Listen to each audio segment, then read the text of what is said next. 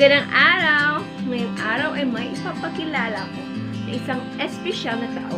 Ngunit bago ang lahat, kung mapapansin nyo, ako ay nakasuot ng kimona bilang pagkikiisa sa pagdiriwang ng buwan ng wika.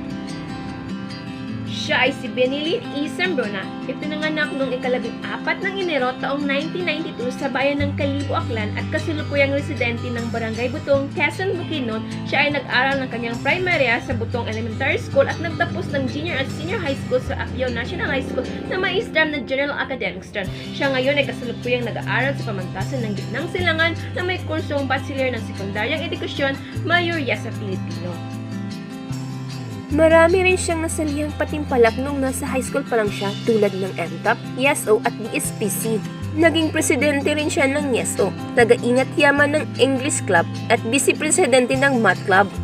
Aktibong manunulat din siya ng Lantaw, ang opisyal na pampahayagang pamparalan ng Apio National High School bilang kolumnista sa Ingles.